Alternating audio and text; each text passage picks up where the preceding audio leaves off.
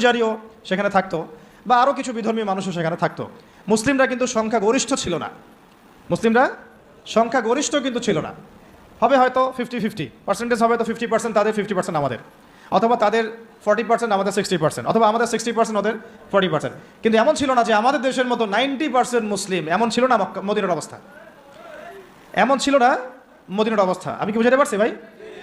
মদিনার হালতটা কিন্তু আমাদের দেশের মতো এরকম ছিল না যে 90% মুসলিম মদিনায়, বাকি সব অমুসলিম, এমন না। বরং হয়তো 50-50 বা 60-40 বা 40-60। তারপরেও মদিনা রাষ্ট্রে যেহেতু আল্লাহ এবং তার রাসূলের বিধান দ্বারা সেই রাষ্ট্র পরিচালিত হয়েছে, এই জন্য আমরা মদিনা রাষ্ট্রকে বলি একটা প্রথম ইসলামিক রাষ্ট্র। মদিনা রাষ্ট্র কি ইসলামিক রাষ্ট্র ছিল, নাকি গণতান্ত্রিক সেকুলার বা আমাদের মতো এই মানবরচিত সংবিধানে চলেছে? কোনটা? বুঝে কথা বলেন। মদিনা রাষ্ট্র কি আল্লাহ এবং তার রাসূলের বিধান অনুযায়ী চলেছে? চলে নাই?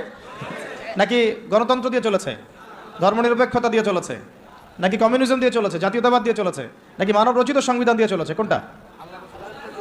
এতটুকু তো জ্ঞান আমাদের থাকা উচিত। মদিনা রাষ্ট্র চলেছে আল্লাহ এবং তার রাসূলের বিধান মোতাবেক, যদিও সেখানে আমরা সংখ্যাগরিষ্ঠ নই, তারপরেও বিধান চলেছে কার? আল্লাহ। এই কারণে মদিনা হচ্ছে একটা ইসলামী রাষ্ট্র। কিন্তু পক্ষান্তরে বাংলাদেশের দিকে যদি আমরা তাকাই, এখানে যদিও আমরা 90% মুসলিম, কিন্তু এই দেশটা শাসিত হচ্ছে সেই 70-80-100 বছর থেকে মানবরচিত সংবিধান দিয়ে। এখানে আল্লাহর বিধান বাস্তবায়িত হচ্ছে না, আল্লাহর হুদুদ, আল্লাহর কিসাস এগুলো বাস্তবায়িত হচ্ছে না, শরিয়া আইন বাস্তবায়িত হচ্ছে না। পক্ষান্তরে তথাকথিত গণতন্ত্র, ধর্মনিরপেক্ষতাবাদ, কমিউনিজম, জাতীয়তাবাদ, এইসব মতবাদগুলো, পশ্চিমা মতবাদগুলো দিয়ে এই দেশ শাসিত হচ্ছে। এই কারণে আমরা এই দেশে সংখ্যাগরিষ্ঠ মুসলিম হলেও এই রাষ্ট্রটাকে আমরা বলতে পারি না যেটা একটা ইসলামিক রাষ্ট্র। বুঝতে পেরেছি? আচ্ছা, তাহলে পার্থক্য বুঝলাম, সংজ্ঞাও জানলাম। ইসলামী রাষ্ট্র কাকে বলে? বলেন এখন।